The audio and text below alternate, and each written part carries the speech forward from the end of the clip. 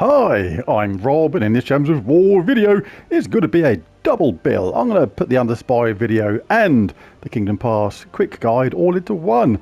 But for the Underspire video, I'm going to go for a skull-based team. So I'm going to go for a 2 times Medal of Seasons and a 1 times Medal of Anu setup for this. And let's take a look at that. And let's pop into the Underspire.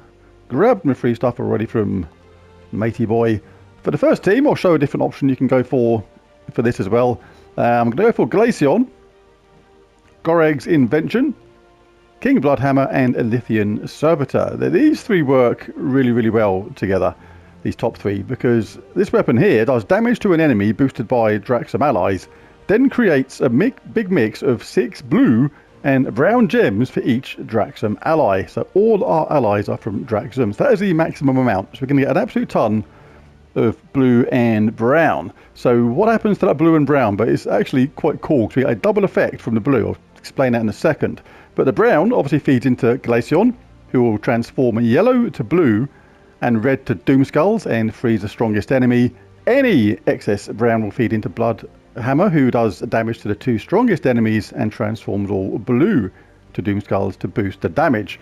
So all the blue then also feeds into Elythian Servitor. But we can do extra stuff with that blue at the same time, because Glaceon transforms yellow to blue. So once we've cast this and we've got all that blue now on the screen, there's more blue there, which means there's a bigger chance of transforming yellow to blue. And if that's no good, we can look at this, who transforms blue to Doomskulls. So we get like multiple effects from the fact that we cast that Goreg's Invention first. And obviously the blue can feed into Elythian Servitor at the same time. We can cast that, soften the enemy up, and then do lots of damage with Glaceon and King Bloodhammer. If you want to go a different way, you can actually swap out Glaceon for a second Elythian Servitor. That's a pretty good way to go about it. If you're doing that, I would then pop Goreg's Invention to the top, have King Bloodhammer at the bottom, and then put the 2 Elythian Servitors in 2nd and 3rd place. That way all the blue is going to feed into those 2 Elythian Servitors, and King Bloodhammer picks up the brown. So a pretty good way to go about it, but I'm going to have a go with this way first and see how good it is. Going to be in Slayer class for this, pretty decent. Not completely perfect for this because we don't get to burn all the enemies. But anyway, we can have Frosty, we can have a counter attack, can have Up in Flames. You don't really want to die though, but if you did, that is the way you're going to burn an enemy, but it's not, obviously it's not ideal, is it? Let's face it. But Fire Starter, create a Firestorm at the start of battle. Life Siphon is okay. We can have Swift Curse, just someone can just die at the beginning, which is pretty cool. And we'll have Fireblade just in case we happen to die, and set the enemy up for some triple damage as their reward, which would be a fun way to go about it. But there are different ways you can go about this class as well. You can have the Bloodthirsty, which is really good. If you have the weapon on top, you probably want to go for Bloodthirsty because that is really good, becoming enraged on 4 or 5 gem matches. Like if you're going for the Elythian Servitor ×2 team, instead of the weapon on top, I would definitely change Swift Curse to Bloodthirsty on that one. But yeah, let's just see how it goes anyway.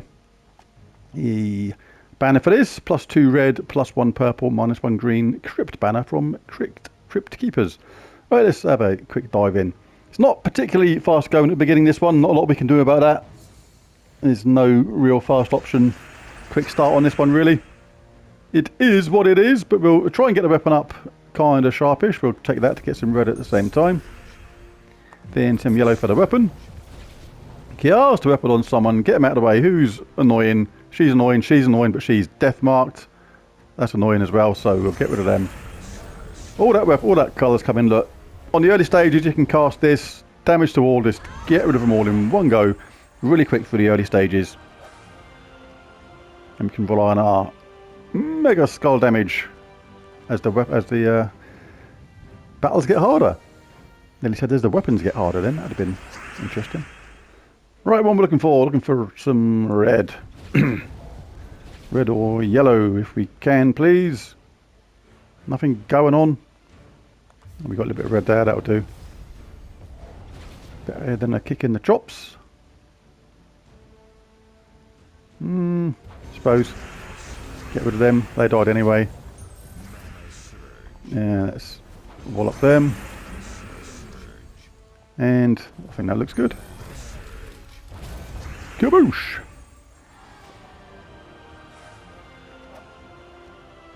What have we got next?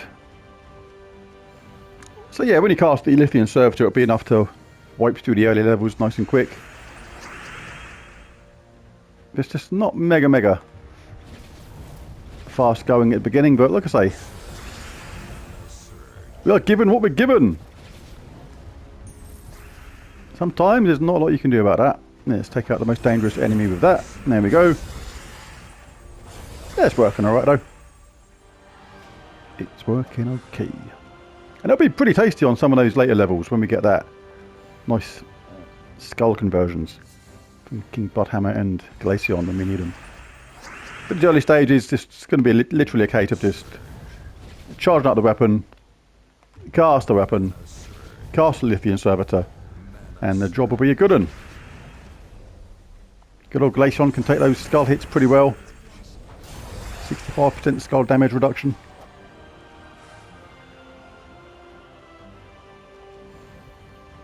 Come on, Crabface.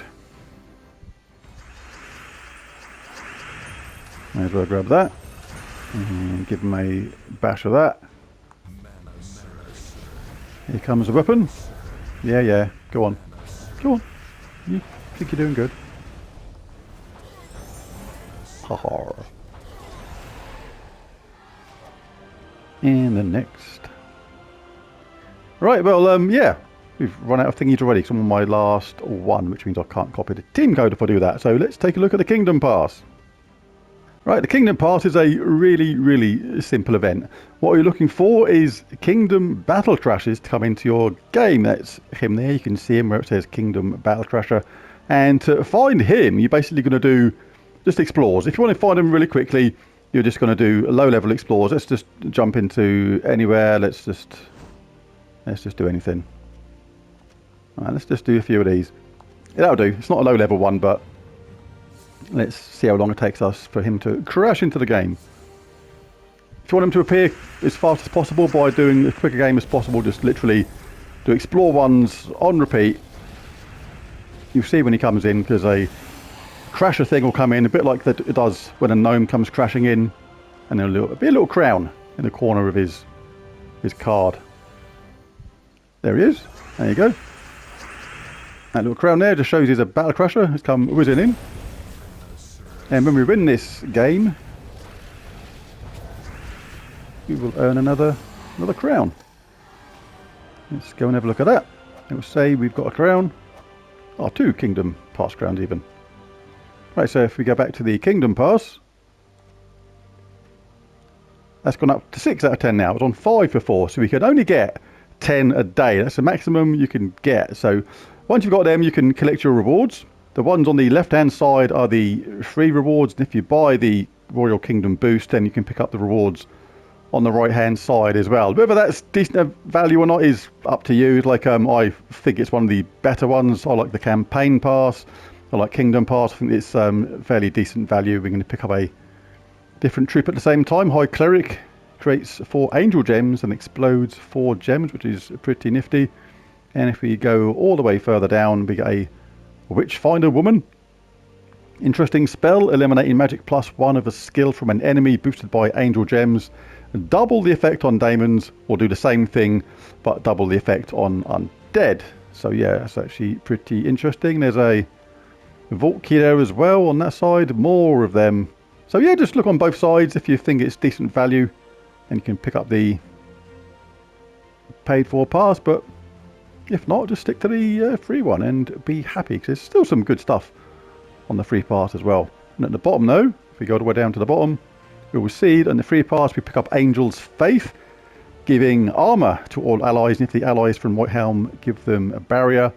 And on the paid for pass, we get good old Commander Dawnheart, the new troop, dealing damage to 4 random enemies boosted by his armor. That is actually pretty cool. But there's one thing you got to really watch out for in this, and I think this is a little bit naughty from the devs, I really do. Like at the bottom of the Kingdom Pass, you pick up this Angel's Faith weapon. This is in the free pass, so if you just do these daily battles, you are going to absolutely get that for free, easily. So there's no need, for me, I think it's a little bit off in a way. Obviously, you don't have to do it, but in this weapon cache thing here, it's Angel's Faith, and it costs money.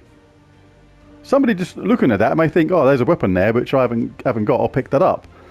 If I push the X button to go and buy it, it costs $3.99.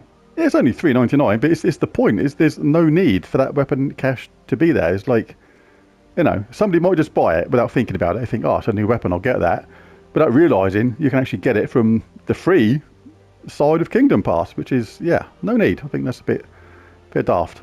But hey, pointing it out so you don't go and get that without realising it's available from the free side of Kingdom Pass. But yeah, just do these daily explores. Just make sure you pick up 10 encounters by doing low-level explores every day.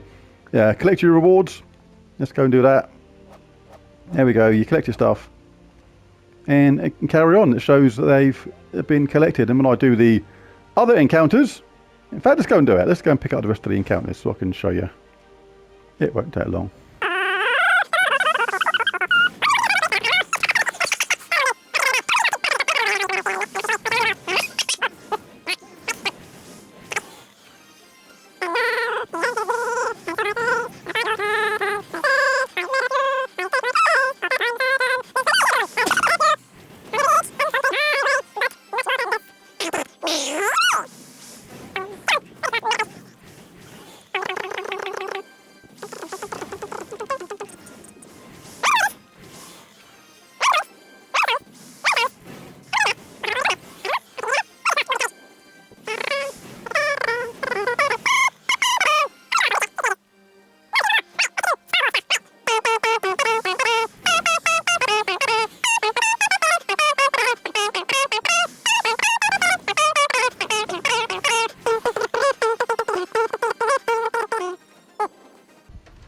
Yes, I sung the Emperor's March and it made him appear. There he is. There he is. Oh my goodness. Finally got him. Yes. Right. Finally got the last two Kingdom Pass crowns, and if you listen to all that, you're probably wondering what's going on. There was something weird in my tea and it made me go a little bit mental and do all sorts of weird sounds, weird songs and weird everything basically. Anyway, yes, I'll decline the genie's rubbish offer. Right, so we have our maximum amount of crowns a day. That is all you can get. So collect your rewards. Make sure you come back and do this every day because it's totally worth it. You do it every day. I think you can afford to miss a few days, not many though, and still collect all the rewards. But yeah, make sure you come back every day because it's a good habit to get into. But there it is. There's the video. If you enjoyed it, found it useful or helpful, it'd be really cool if you bash that like and subscribe button. It really does help. But most of all, thanks for watching. I'll catch you again next time. Bye for now.